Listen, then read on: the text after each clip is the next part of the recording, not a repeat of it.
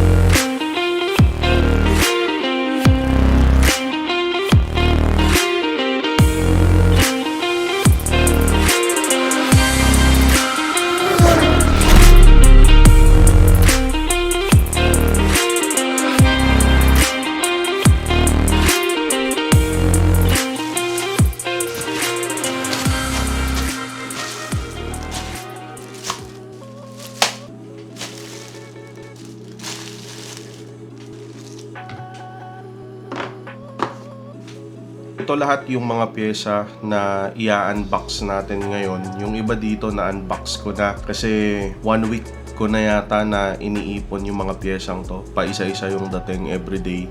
Tapos yung ibang pyesa hindi na ako makapaghintay na buksan. Kaya yung ibang pyesa dito nakabukas na, or yung iba hindi ko naman tinuloy buksan pero ayan, may butas na siya kasi di na ako makapaghintay na makita sila. Meron pa akong isang pyesa na hindi dumadating pero ngayon kung ano yun nandito, bubuksan natin tapos ikakabit na natin doon sa NMAX. Lahat pala ng pyesa na to guys, na order ko lang online. Yung iba dito Shopee, yung iba TikTok. Tapos ilalagay ko yung description down below para kung gusto nyo rin bumili ng pyesa na ganito, alam nyo kung saan nahanapin. Right, let's start. Unang pyesa, CVT cover. Tatanggalin natin yung stock na CVT cover na plastic, tapos papalitan natin ito. Yung pulley side niya salamin acrylic na, tapos parang 3D printed yata to. Meron siyang parang cover na additional para hindi pasukin ng tubig. Dito nakalagay yan. Ayan. May kasama rin siyang cover para dun sa isa pang pasukan ng hangin. Next, side mirror. Ngayon naka-sec tayo na side mirror pero papalitan natin siya nung ganitong side mirror. Nagsawa na kasi ako dun sa itsura nung side mirror ngayon. Ito natanggal ko na din dun sa packaging niya kasi kailangan nating i-check kung may basag. May mga kasama na rin siyang bolts. Yung ibang pyesa pala dito na hindi pa talaga na-unbox. Wala akong idea kung anong laman nun. So sabay-sabay tayo na makikita kung ano yung laman nung parcel. Next, electric digital caliper. Magagamit natin to pang sukat ng mga bagay-bagay. Hindi lang pala pyesa yung meron tayo ngayon. May mga ganito rin tayo, mga tools na magagamit. Ito ano to? Yung sa airbox pala to, para hindi umaalog yung airbox. Ayan. Ito yung Nagamaki na RCB handle grip. Ito pala yung mga wrench na in-order natin para makatulong din sa atin sa pagbubukas ng CVT natin. Yung hose sa airbox, isa-isa nating ikakabit to. Papakita ko sa inyo. Next. Ito lang yung laman. Ito yung sa visor na mga CNC bolts, 4. Ito bukas na. Radiator neck cover from ARM. Oil cap. Brake oil cover. Tapakita ko na lang sa inyo kung saan ginakabit yan. Okay. Ito kaartihan lang. Ito naman, para saan na kasi ito? Okay. Para dito. And para hindi siya clear hose, papalitan natin siya nung black na hose. Slider, tsaka torque drive bearing. Parang may naririnig ako na maingay dun sa CVT, so baka torque drive bearing or baka slider. Para to dun sa harap ng NMAX, tatanggalin natin yung visor, papalitan ko nito. Ito ano to, para sa mga wires, pero hindi ko alam kung magagamit ko na to. Kasi binili ko to para pag nagpalit ako ng handlebar na same speed, pero wala pa naman yung handlebar, so tabi na lang muna natin to. Ito kaartehan lang. May kasama tong dalawang bilog na reflector. Tapos ito yung sa likod. Kaartehan lang. Next. And, ano kasing tawag dito? Handlebar basta yung sa, sa handlebar, yun nandun sa gilid.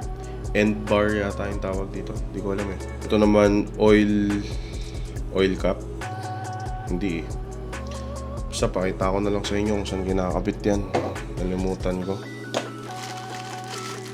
Ito yung sa side mirror, nilalagay ito para meron tayong extrang mga lagayan ng camera, lagayan ng phone. Pakita ko na lang din kung paano kinakabit, tsaka kung para saan yan. Radiator cover. Pang scale ng bola. Magamit natin to pagka nagtotono-tonohan tayo. Para saan na kasi to? ABS cover. Ito yung sa gulong, cover din to. Hindi ko alam kung paano to ikabit eh. So baka ipakabit natin to. Tapos ito yung parang malapit sa radiator. Pang hose. Para sa hose handle ng hose. Yan. Sa TikTok ko pala lahat nabili tong mga to. Yung mga sa Shopee meron naman, pero hindi pa pala dumadating yung mga in-order ko sa Shopee. So i-check ko muna ngayon kung dumating ba lahat or kung may kulang na dapat dumating pero hindi. So i-check ko muna lahat para sure lang. Tapos may isa pa sa TikTok na hindi dumadating. Ito, yung sa side stand. Ang tagal, June 3 pa daw. Tagal ko nang in-order to, parang galing pa yata to sa ibang bansa, hindi ko nakita. Ayun, so check ko muna para sure lang na kompleto lahat ng dumating. Mukhang kompleto naman lahat ng in-order ko. May isa lang na nawawala, pero natatandaan ko last time nakita ko na yun eh. Baka na-misplace lang, hanapin ko na lang muna. Pero so far, kompleto naman. Ayan lahat ng mga ikakabit nating pyesa doon sa NMAX. Let's go! Eto, may pahabol pa pala guys. So, i-unbox na rin natin to. Kasi sa motor din naman, kaya binili natin to. Para may pang montage tayo. From DJI.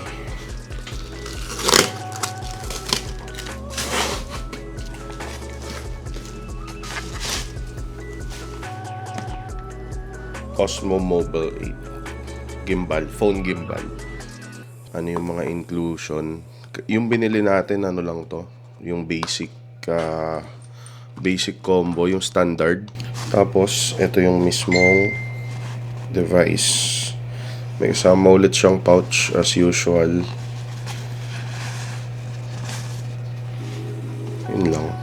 Nakasindi agad siya. Ayun, so yun lahat yung mga pyesa na ikakabit natin dito sa NMAX. Na ibaba ko na dito. And so ikakabit natin isa-isa yan. Pero bago natin ikabit, babaklasin muna natin lahat ng mga pyesa na nakakabit pa ngayon dito sa NMAX. Una nating tanggalin yung crash guard tsaka itong MDL. And so itong MDL pala natin, tinanggal ko na yung wiring.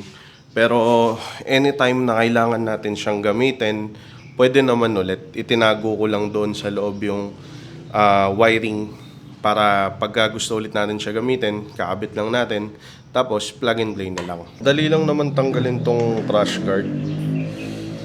Dalawang screw lang kada crash guard. Ayan. Dito naman sa kabila.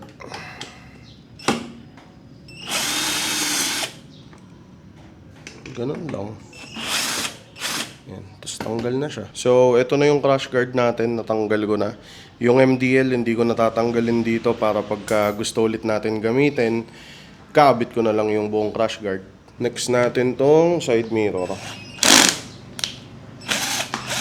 Tapos yung isa naman, tanggal na natin yung side mirror. Next naman natin yung face enhancer.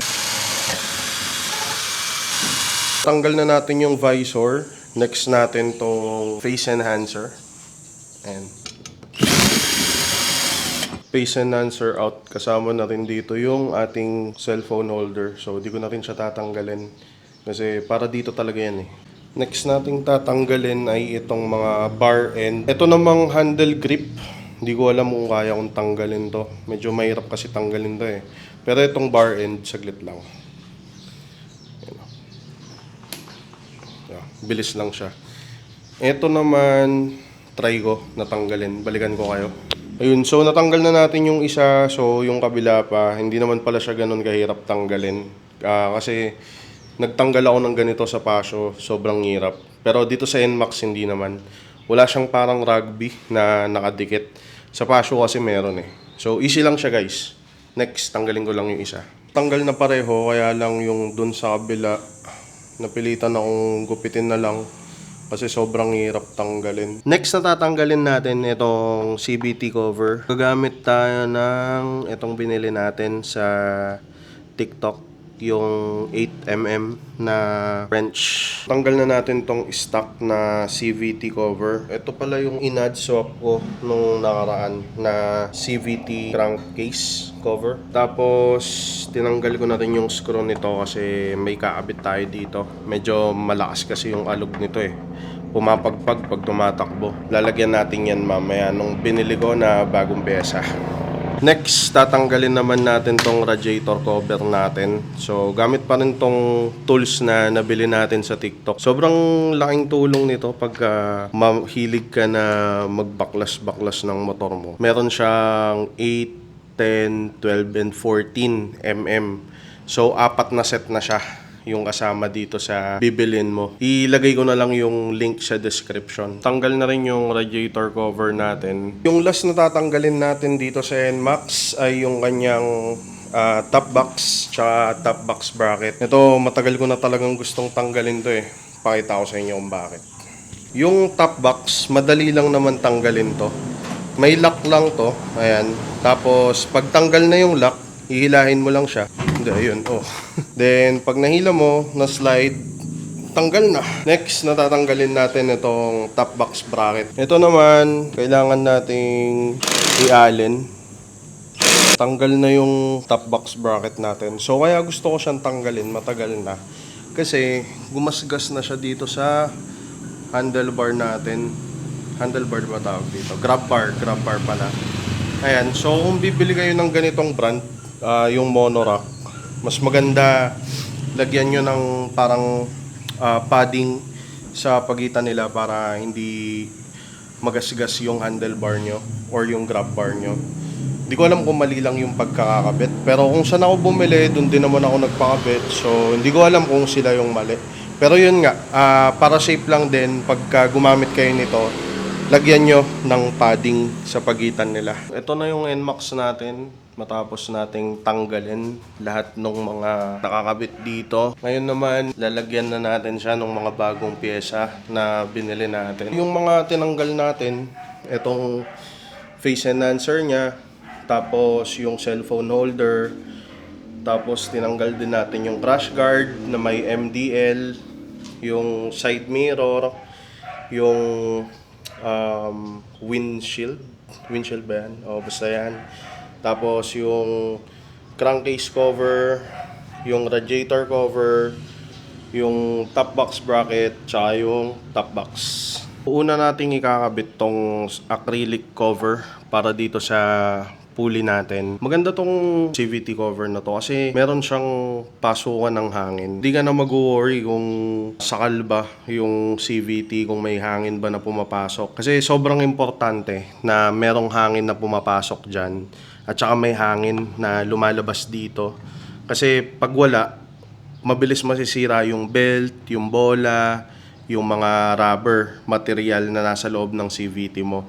So, importante talaga na pagpipili ka ng CVT cover, yung meron dapat pasukan ng hangin. At the same time, hindi ka na rin mag-worry dito kung papasukan ba to ng tubig o hindi. Kasi meron siyang kasama na stopper para sa tubig. Safe din sa tubig yung CVT mo. Ayan. So, kabit na natin. Let's go. Ito siya pagka nakakabit na. Diba? Napakangas. Tapos sabayan mo pa ng naka-paint na crankcase cover. Dito, ang kailangan niya lang, 5 bolts lang. 1, 2, 3, 4, 5. 5 bolts lang lahat-lahat yung kailangan nyo para maikabit nyo to. Pwede rin naman yung stock bolts or pwede rin kayo gumamit ng CNC bolts. Tapos, next na ikakabit natin ay itong air filter gasket. So, para dito yan. Ayan. Tsaka dito sa kabila. Kasi pag wala yan, mauga to. Para hindi siya mauga, para hindi siya papagpagpagpag, pagka umaandar na kayo, hindi siya pangit tignan, pwede nyong lagyan ng ganito. Ito yan siya. So, ito na siya guys. Kakabit na natin. Ayan, nakakabit na siya dyan at saka doon. So, para sa NMAX V3, dalawa lang naman yung kailangan nyo. Napakatibay na yan. Kahit na anong takbo nyo, hindi na yan papagpag. Yan yung sekreto guys. Next. Ito naman yung next na pyesa na ikakabit natin. Dito pa rin sa air filter tsaka sa CVT part. Kung yung mga oil drain nyo dito, wala ng hose o kaya masyado ng maraming oil, siguro time na napalitan nyo yan guys. Dalawang klase. Merong ganito, parang hose lang siya na merong lock. Or pwede rin naman yung ganito. Meron siyang oil tank. Papakita ko sa inyo kung paano nilalagay ito pareho. Tapos, para bumagay din sa motor natin, bumili rin ako nitong hose na to. Master Plimp Hose 20cm. Sana magkasya sa lahat ng paglalagyan natin. Pero kung hindi, okay lang naman. Gagamitin natin tong clear hose na kasama dito. Pero mas maganda lang to, yung black na hose. Naikabit na natin yung oil drain natin dito. Ginamit ko yung black na hose na binili natin. Tapos dito naman sa airbox, ito yung hose na dugtong na dito sa oil tank natin. Ito natatanggal pala to. Ayan. Ito yung luma. Hindi ko alam bakit ganito. Wala siyang butas. Nung naglinis ako nitong air filter ko nung isang araw, meron oil doon sa filter. Hindi ko alam kung dahil dito. Pero galing kasa to, stock to eh. Hindi ko alam bakit wala siyang butas.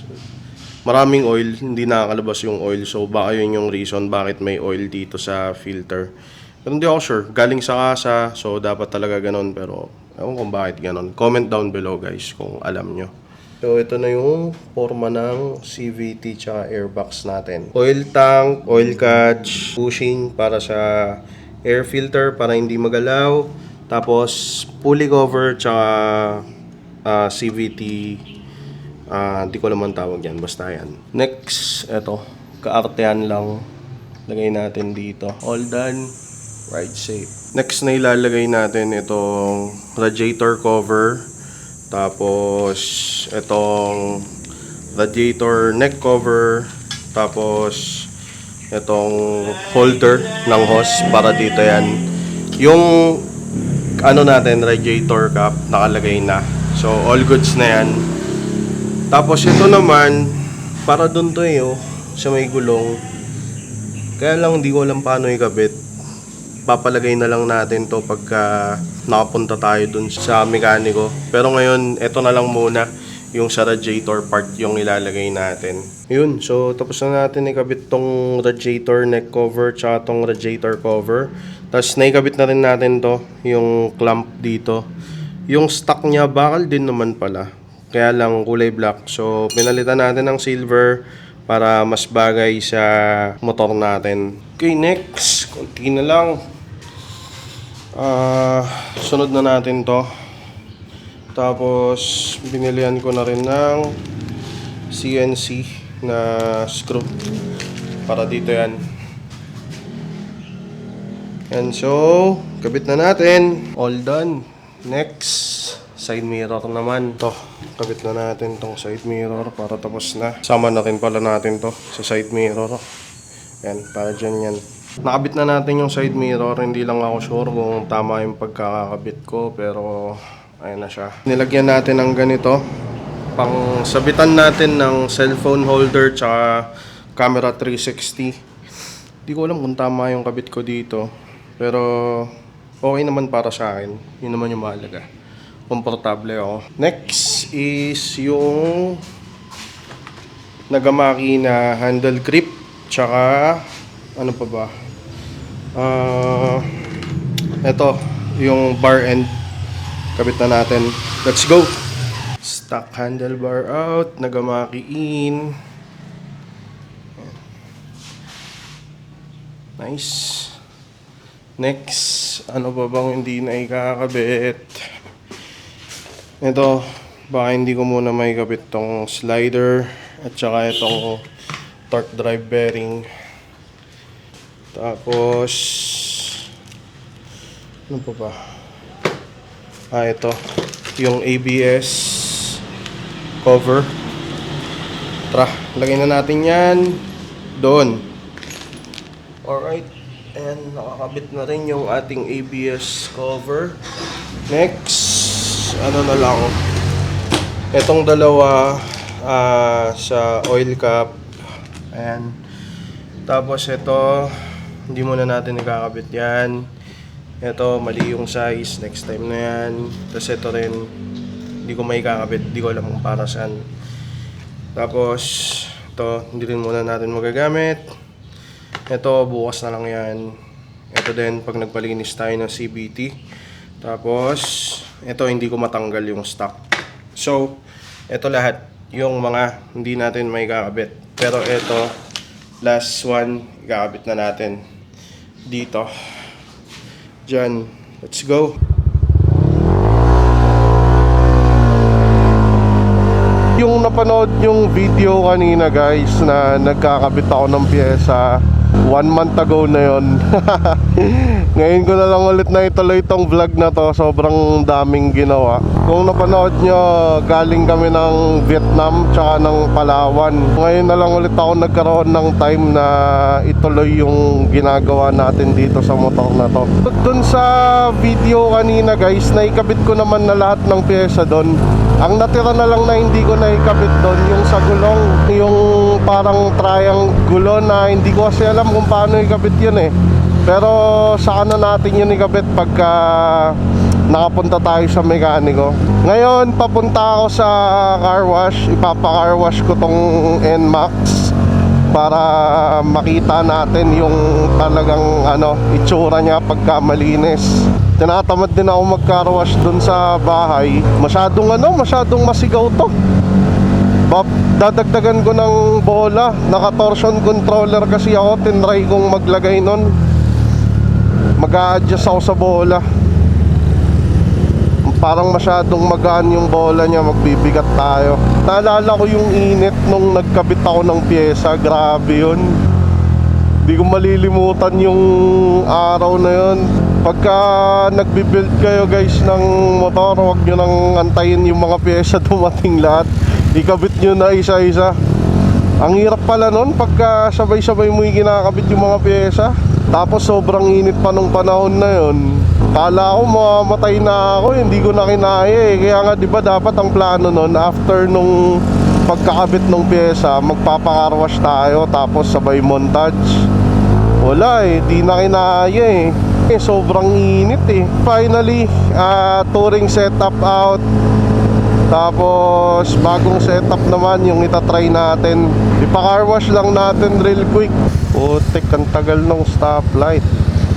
145. Dapat pala doon na ako sa loob ng Marisol dumaan. Dahil nga doon sa na-experience ko nung huling nagkabit-kabit tayo ng pyesa ng sabay-sabay. Ngayon pag may dumadating, kinakabit ko na agad. Pakita ko sa inyo mamaya yung RM bracket. Bumili ako ng RM bracket para maikabit ulit natin yung MDL natin. Pakita ko sa inyo. Legit, sobrang tibay. Hindi ko na na-videohan yung pagkabit ko ng RM bracket, pero madali lang naman. Eto, dito ako nagpapaka-wash guys, 3MO. Ay, sarado pa sila. Hanap tayo ba? Ay, sarado pa rin dito sa kabila. Doon kaya sa loob ng Marisol. Try natin sa loob ng Marisol kung bukas na. Aga pa kasi, wala pa kasing alas 8 eh. Sana bukas na dito. Ay, sobrang puno naman dito. Hanap pa tayong iba.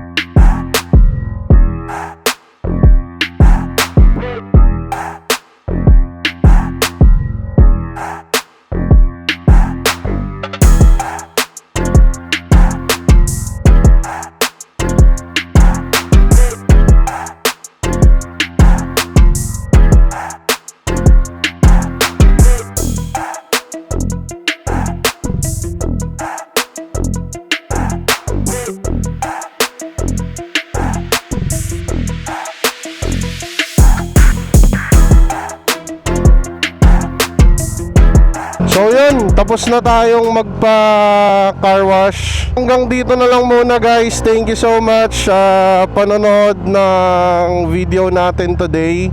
So yan yung mga in-upgrade or yan yung mga pyesa na binili natin para dito sa ating NMAX. Abangan nyo ba, marami pa tayong mga pyesang bibilhin at ikakabit dito. So don't forget to like and subscribe para lagi kayong updated sa mga bagong videos ko. Alright, next video na!